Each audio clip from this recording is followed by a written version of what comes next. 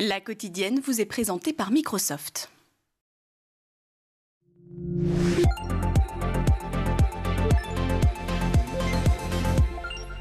Bonjour et bienvenue dans la quotidienne de School TV, l'émission qui vous raconte l'éducation au quotidien. Au sommaire, aujourd'hui, trouver sa voie, suivre ses rêves, se réaliser. C'est à la fois l'objectif et la condition d'une orientation heureuse. Pour y parvenir, Roberto Garçon a voyagé pendant 8 mois dans le monde entier en quête de liberté. Il est l'invité du Grand Oral. L'Anti-Sèche de Guillaume Buan. L'Anti-Sèche, vous le savez, c'est la façon dont l'actualité résonne dans les programmes. L'actu, c'est l'ouverture demain, porte de Versailles à Paris, du Salon de la biodiversité et du génie écologique, de thèmes qui sont de plus en plus souvent abordés à l'école. Et puis rendez-vous en fin d'émission avec Marie-Olivier, cours particulier aujourd'hui sur les 20 ans d'une chouette association, les Petits Citoyens. La quotidienne de School TV, c'est maintenant, c'est parti, Grand Oral. On parle régulièrement ici de questions d'orientation et au-delà de questions de sens, d'alignement avec ses valeurs. Ces enjeux sont au cœur du livre que publie Roberto Garçon. Bonjour. Bonjour. Ce livre, il s'intitule Loin d'ici, en quête de liberté. Et les éditions, c'est Parti pour. Pardonnez-moi, Loin d'ici, édition Parti pour. C'est le récit de ce voyage initiatique de 8 mois entre la Jordanie, l'Amazonie, le Brésil et la Thaïlande. On va évidemment plonger dans ce livre, dans ces voyages, mais je voudrais bien qu'on commence par l'avant, parce que vous vous confiez assez peu sur avant ce livre. Je vous cite, gamin d'une mère au RSA, j'avais grandi avec les Restos du Cœur et j'avais tout fait pour m'inscrire dans la vie rêvée. C'était quoi la vie rêvée du petit Roberto, qui visiblement grandissait dans une grande précarité? Alors oui, il y avait de la précarité, après j'ai manqué de rien, mais en tout cas c'était sûr que la vie de journaliste, qui était cette vie rêvée, me paraissait assez loin, assez abstraite, assez conceptuelle. Et la vie rêvée, en tout cas telle que je me l'imaginais, c'est finalement celle que j'ai eue quelques années après. Et c'est venu super tôt. Et c'est devenu très tôt, donc c'est ça, à 22 ans, je deviens donc journaliste-réalisateur, reporter, et je travaillais notamment pour l'émission Envoyé spécial. C'est là où j'ai commencé, et ça, pour le coup, on m'aurait dit, donc j'ai 22 ans, on m'aurait dit à 15 ans que j'allais faire ce truc-là. C'était la vie rêvée, clairement. J'avais trimé depuis le lycée pour faire ce métier. C'était beaucoup de travail aussi quand même.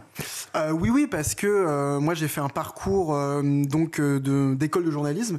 Donc je fais une école de journalisme à Cannes qui fait partie des formations qu'on dit reconnues. Donc c'est des formations qui sont toutes sur concours. Il y en a pas mal post-bac, il y en a surtout en master. Moi pour le coup c'était post-bac.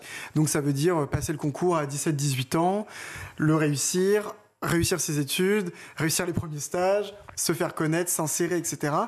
Et ça, pour le coup, moi, je connaissais personne dans ce milieu-là, je connaissais personne à Paris à ce niveau-là, donc j'ai grandi à Nice, c'était vraiment un univers complètement différent. Le rêve est théoriquement atteint, et en fait, ça va pas. Exactement, c'est-à-dire que j'ai touché du doigt cette vie que j'avais fantasmée. Je tiens à préciser que c'est contre personne, c'est surtout contre moi-même, c'est-à-dire ce que j'attendais, ce que je m'imaginais que cette vie allait m'offrir, c'est-à-dire ce sort de sentiment de plénitude, de c'est bon, c'est le déclic, c'est exactement ce qu'on veut faire. Je touche cette vie, alors bien sûr je suis fier, je suis heureux, la diffusion de mon premier reportage, je suis extrêmement content, de la confiance qu'on m'a donnée, etc. Mais il se passe que... Il y a un vide. Pire qu'un vide, il y a une fatigue, il y a une aliénation qui commence à débuter et qui ensuite continue pendant plusieurs années derrière. Si je parle du vide, c'est parce que vous le remplissez, vous le racontez dans le bouquin et vous le remplissez avec de la nourriture aussi. C'est qu'avant, vous vous réveillez, 90 kilos. C'est ça. On ne vous voit pas debout, mais vous êtes... voilà, vous n'avez pas la taille qui fait que 90 kilos, ça passe inaperçu. Non, c'est ça. Donc je fais à peu près 1m76 et donc je pesais 70 kilos quand je commence. Ouais. Et un an après, 90. Donc...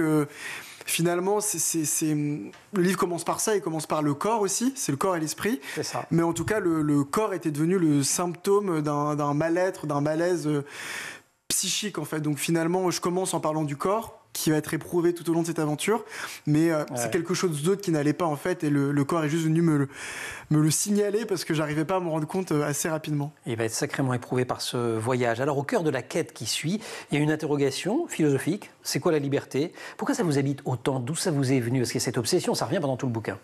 C'est clairement l'obsession du livre, c'est clairement le fil narratif du livre, et qui était aussi le fil narratif du voyage. Je pense que c'est en lien avec la question que vous avez posée de la vie rêvée. C'est-à-dire, moi, je pensais que m'affranchir, qu'être libre, c'était avoir le métier qu'on veut, c'était s'inscrire dans cette vie-là, c'est-à-dire le bon travail, cette vie parisienne-là où on sort, on peut se payer des vacances, on peut se payer des restos. Donc cette liberté, elle était sociale, financière, symbolique. Et je me suis en fait assez rendu compte au moment où ça ne se passait pas comme ça devrait, que c'était assez superficiel comme façon de concevoir la liberté. Et qu'il y a une vacuité de tout ça. Exactement, et qu'en fait c'est juste une matrice parmi un milliard d'autres et que la liberté est beaucoup plus complexe que ce que je m'en étais fait. 4 étapes, je disais, de ce voyage qui va durer 8 mois, Jordanie, Amazonie, Brésil, Thaïlande. On va essayer de parcourir chaque étape. Jordanie, je dirais que c'est un peu l'apprentissage de quel voyageur vous allez être. C'est-à-dire comment vous allez gérer l'inconnu, vos peurs et, puisqu'on en parle, les souffrances du corps aussi, parce que c'est vous voyagez pas en hôtel 5 étoiles et en jet privé, quoi. Non, c'est clair. Après, c'est vrai que la Jordanie, pour moi, à ce moment-là, c'est le cliché du voyage qu'on s'en fait. Donc, c'est assez juste votre remarque. C'est OK, le livre commence, c'est une aventure, on voyage, OK, on passe effectivement du campement à l'autre, du petit hôtel à l'autre, etc. Et on reste là aussi dans une liberté encore assez superficielle qui est, tout le monde peut partir 2 semaines en voyage. C'est ça. Et vous croisez d'ailleurs quelqu'un qui vous dit, mais alors vous lui dites un peu fièrement, parce que vous êtes avec un copain, on va de là à là, puis ensuite on ira là, il dit, ah oui, tu fais le trajet habituel, quoi. Exactement, et j'ai voulu jouer avec humour là-dessus. C'est très drôle ce passage. C'est à la vallée de Dana, où nous on se dit, OK, le voyage, c'est un peu le cliché qu'on s'en fait sur Insta et tout, c'est je pars, je prends le large, je dors pas à la Belle Étoile, mais je dors à 5 €, 10 € la nuit, je vais là, j'improvise et tout. Et en fait, tout le monde fait ça. Ça, on rencontre 2 autres voyageuses, en fait, elles ont fait l'exact même parcours, et là, je me dis, OK, le libre arbitre n'est pas celui qu'on pense, et finalement, je fais le même voyage qu'on m'a incité à faire sans que je m'en rende compte, en regardant les voyageurs sur Instagram et tout ça. Avec une petite alerte qui va finalement se retrouver un peu partout, c'est qu'on ne vit pas dans un monde si libre que ça, parce que partout, il y a l'enjeu de l'argent.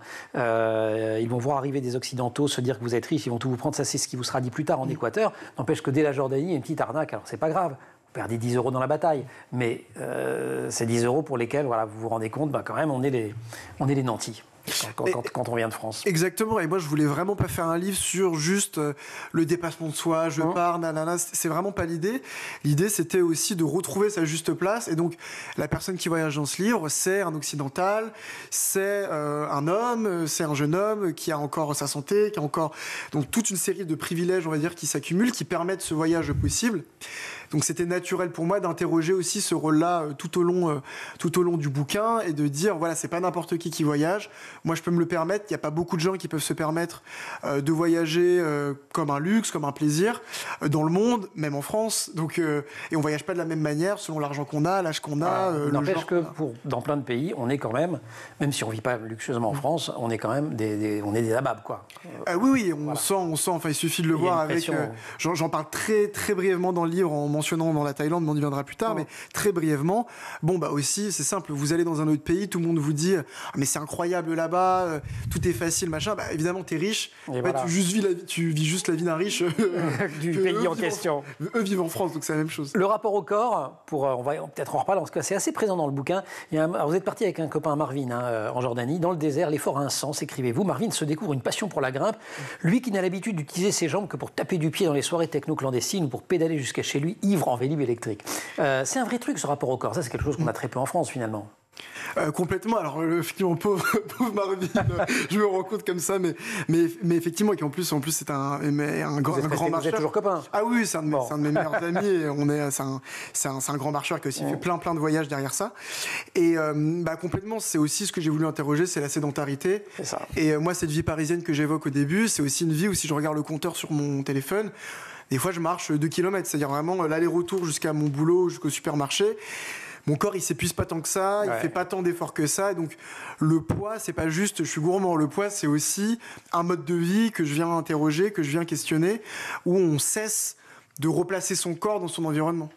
L'endroit où vous allez être confronté de la façon la plus brutale à la question de la survie au quotidien, ça va être en Amazonie. Si vous voulez bien, on y part dans quelques instants, juste après l'Anti-Sèche de Guillaume Buan. Guillaume, bonjour. Bonjour, Emmanuel. Vous écoutez avec beaucoup d'attention, ça vous fait rêver. Oui, d'accord, ok, super. Vous restez avec nous cette semaine quand même.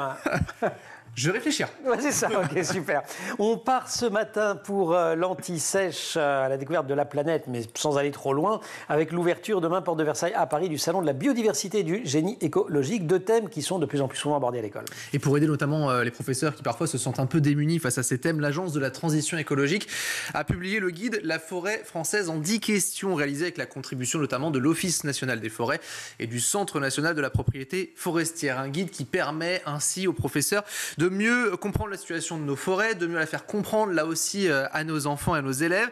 Le rôle essentiel est notamment du maintien de la biodiversité, la qualité de l'air, des sols, les équilibres climatiques et hydriques. L'objectif aussi, c'est de répondre à des questions qu'on se pose. Pourquoi la forêt se fragilise-t-elle? Comment la forêt réagit-elle face au changement climatique extrême? Comment l'aider à s'adapter pour y faire face? Comment peut-on anticiper les prochaines décennies par exemple? L'école qui forme donc les élèves aux différents enjeux de la biodiversité, à leur indépendance tout en participant à sa préservation. Ainsi, la biodiversité est une problématique qui est présente dans les programmes d'enseignement pluridisciplinaire, que ce soit en SVT, on se souvient tous de nos cours, que ce soit au collège ou encore au lycée. En petite mémoire quand même, non? Ouais, moi, c'était loin. Alors bon, ça, c'est la théorie, Guillaume. Et demain s'ouvre donc ce salon des maires et des collectivités locales. Et à cette occasion, la première édition du salon de la biodiversité et du génie écologique. Pourquoi c'est dans le cadre du salon des maires, finalement? En fait, c'est un sujet qui a été travaillé pendant de nombreuses années. Et la question qu'on pourrait se poser, c'est que c'est la première édition. Oui, d'accord. C'est pourquoi si tard, donc? Donc pourquoi si tard? C'est la question que j'ai posée. C'est chouette qu'il le fasse. Oui, c'est bien. Mais alors justement, j'ai posé la question à sa directrice, à Stéphanie Guettorand, qui est directrice donc du salon des maires et des collectivités. Sa réponse. Le sujet de la biodiversité, nous avons souhaité le porter et le faire porter par une marque qui a un salon dédié, car c'est un enjeu qui est éminemment transversal, qui adresse l'ensemble des activités économiques.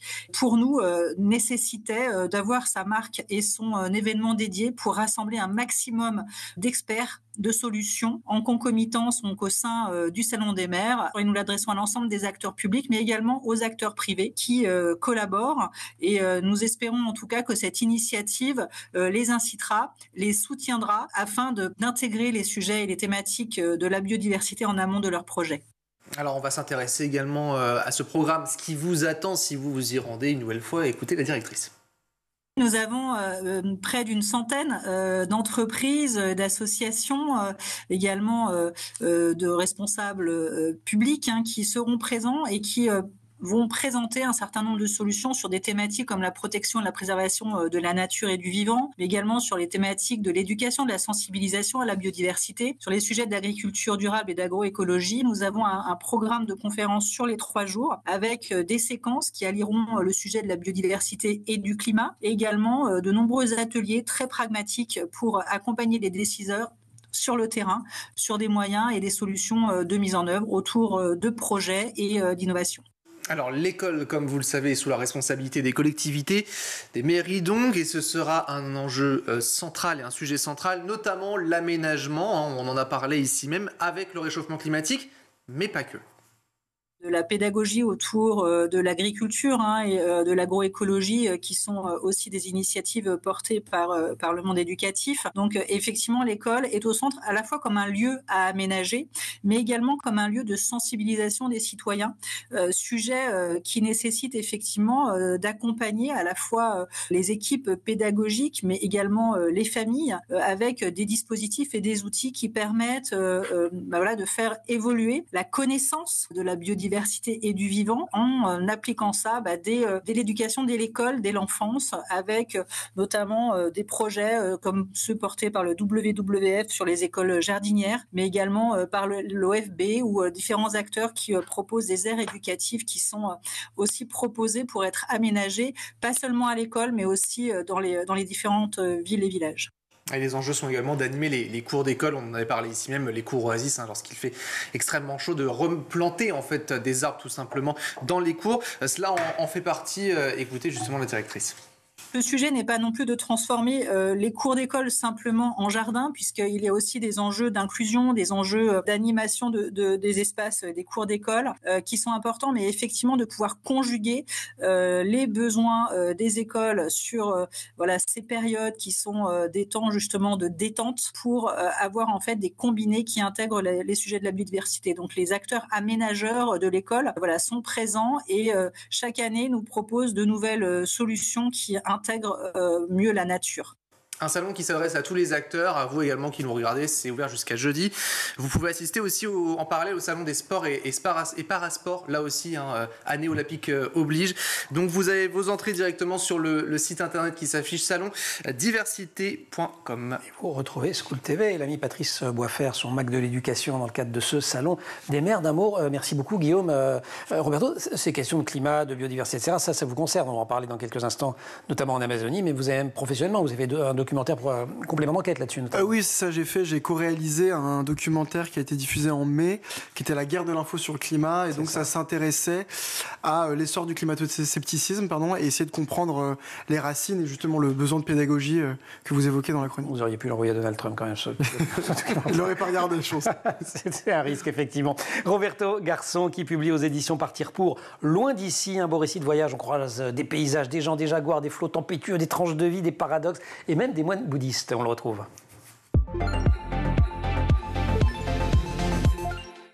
Roberto Garçon, c'est qu'une lecture personnelle. Moi, c'est vrai que tout le passage sur l'Amazonie, ce qui se passe en Équateur, c'est peut-être le moment du bouquin que j'ai trouvé le plus intense.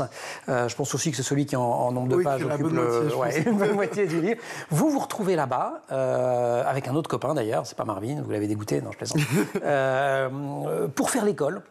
On dit souvent que l'école, c'est le socle du développement, mais là, vous rencontrez une économie de survie où, l'école n'est pas une priorité, et la vie, elle est sacrément difficile. Complètement. Alors, pour repositionner le contexte de l'école, on n'est pas parti faire ce qu'on appelle du volontourisme, parce que c'est quelque chose que je dénonce aussi dans le livre, c'est-à-dire les gens qui payent pour faire de l'humanitaire dans des communautés isolées ou dans des communautés vulnérables. Nous, c'est pas vraiment ce qu'on a fait. Nous, simplement, c'est un échange de bons procédés, c'est-à-dire que je suis rentré en contact avec une communauté qui nous a dit « Nous, on est OK pour vous accueillir, on est OK pour vous loger, pour vous nourrir. Il n'y a pas d'agence, il n'y a rien de ça, mais on a envie... » La communauté parle espagnol, on a envie que nos enfants parlent anglais. Mais je tiens à dire que voilà, c'est pas pour faire le grand humanitaire ou quoi que ce soit, c'est en réalité même...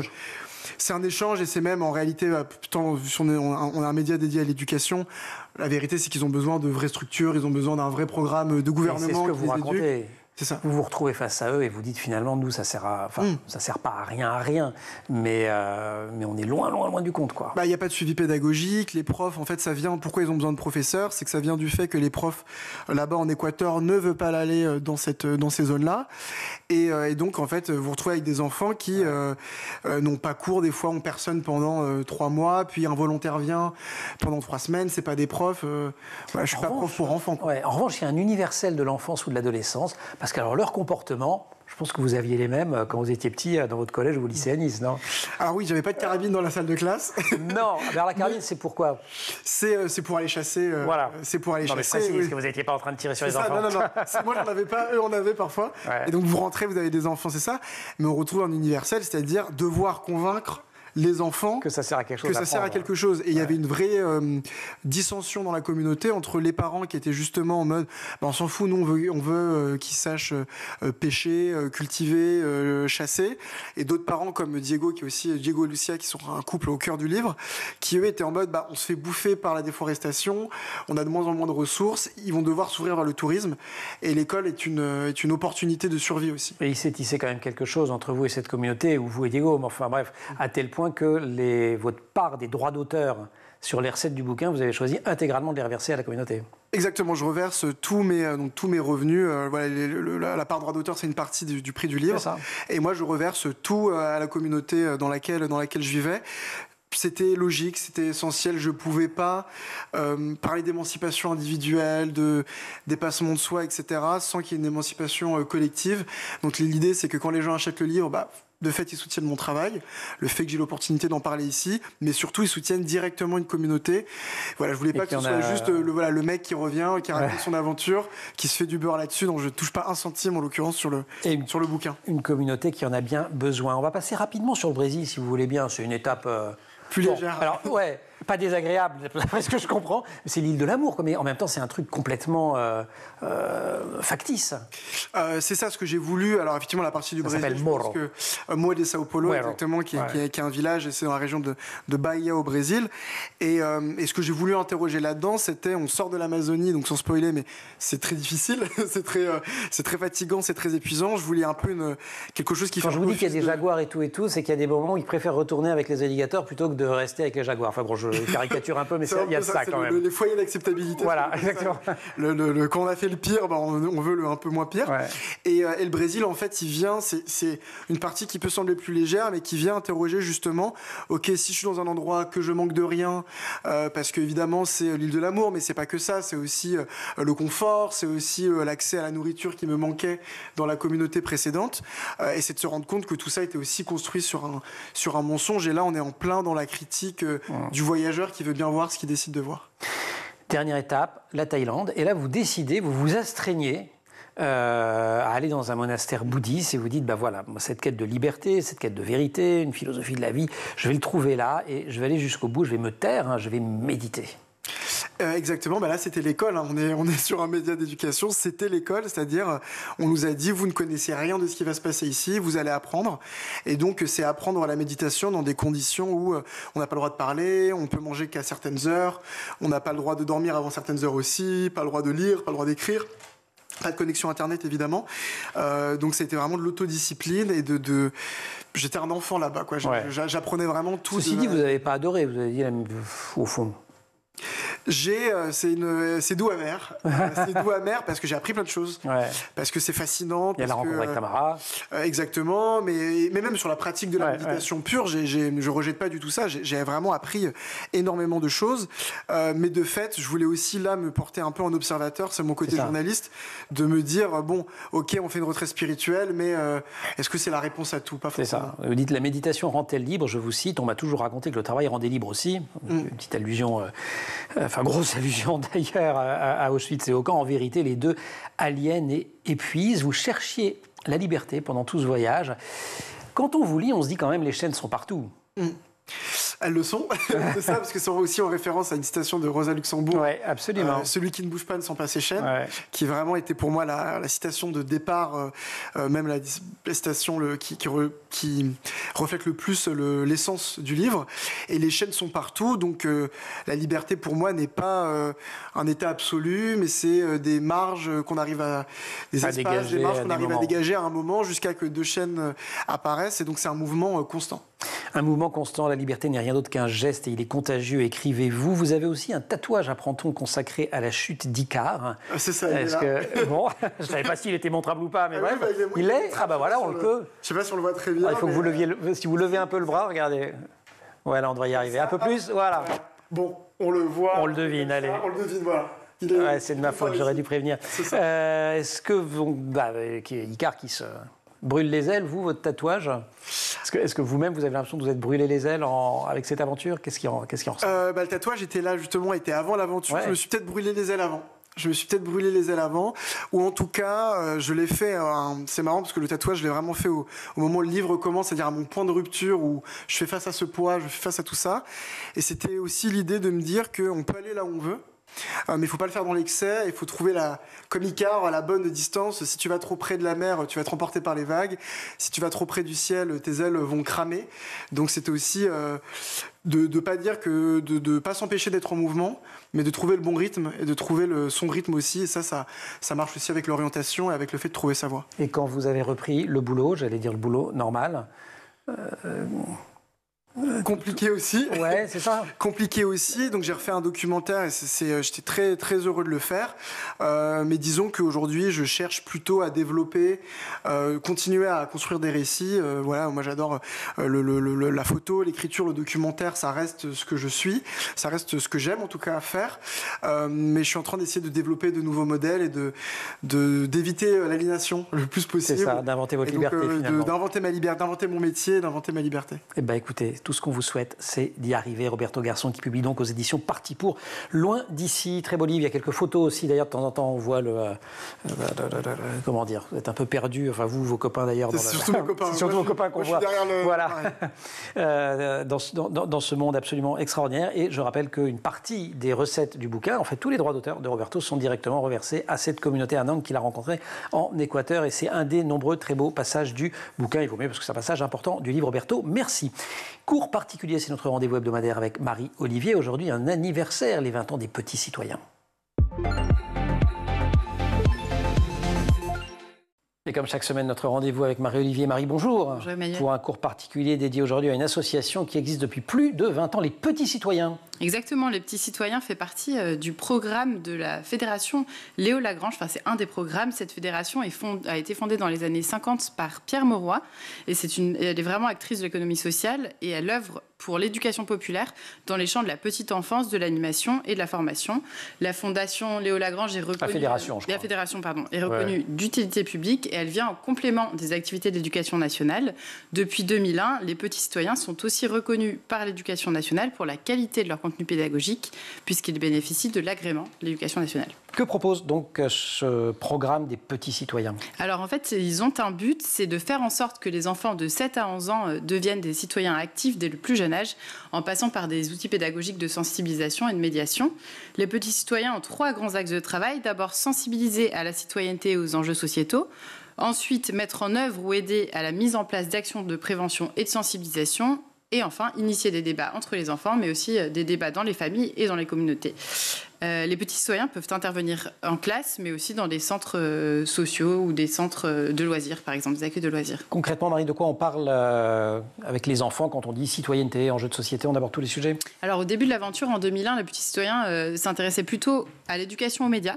Donc, ils ont lancé un journal qui existe toujours d'ailleurs. C'est un journal numérique qui sort tous les lundis.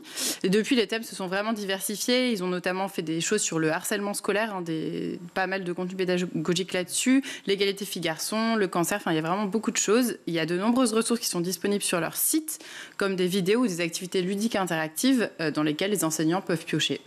Et puis les Petits Citoyens, c'est aussi une bande de 5 copains. Oui, c'est copains, ça. Copines. Exactement. Ça incarne les Petits Citoyens. Il y a 5 enfants. Agathe, la rebelle de 9 ans. Arthur, 11 ans, aventurier. Sa petite sœur de 7 ans, petite Marianne, qui suit ce que font les grands. Gary, 8 ans, qui rêve de devenir astronaute. Et Sarah, c'est la militante du groupe, elle a 10 ans. Ils ont aussi un chien, Choum, exactement, oui, à l'écran.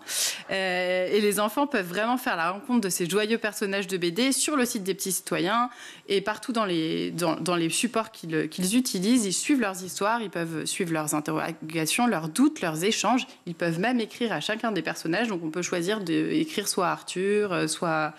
Peut-être pas à Choum, mais à Sarah. Ça crée de l'intérêt, de l'adhésion. Il y a un espace dédié aux enfants sur le site. Ils ne peuvent pas seulement écrire, il y a d'autres choses. C'est ça, il y a un espace adulte et un espace enfant. Dans l'espace adulte, on trouve des ressources pédagogiques. Dans l'espace avant, ces fameuses vidéos. On trouve aussi des jeux en ligne sur le handicap ou l'égalité filles-garçons. Les enfants peuvent aussi s'inscrire gratuitement pour recevoir l'hebdo dont je vous parlais en ligne. Aujourd'hui, il y a 52 000 abonnés. Et fin mars, par exemple, le journal était autour de la journée internationale du zéro déchet qui se tenait le 30 mars. Donc, cet hebdomadaire contient des articles qui sont écrits directement par les personnages. Donc, par exemple, Arthur, il va écrire un article sur cette journée du zéro déchet. Agathe et Arthur vont interagir sur les gourdes réutilisables qu'ils utilisent. Enfin, il y a plein de choses différentes comme ça, plein de formats. Et vous venez de le mentionner rapidement, mais les adultes peuvent également s'informer sur ce site. C'est ça. Il y a des interviews d'experts sur des thèmes comme la psychologie, les bienfaits du sport ou encore la manière de parler des actualités violentes avec ses enfants. C'est donc à destination des enseignants, mais aussi des personnels des milieux scolaires et périscolaires et des parents.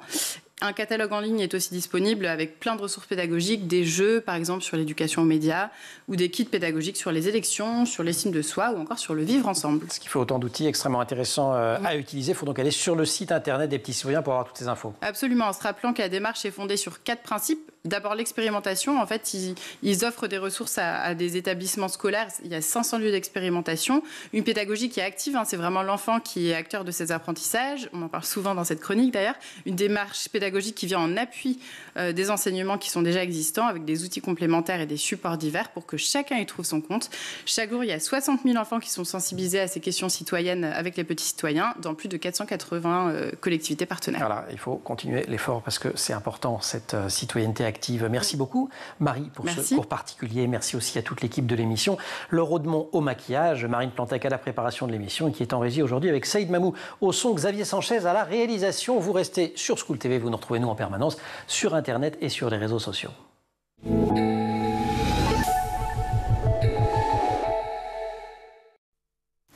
La quotidienne vous a été présentée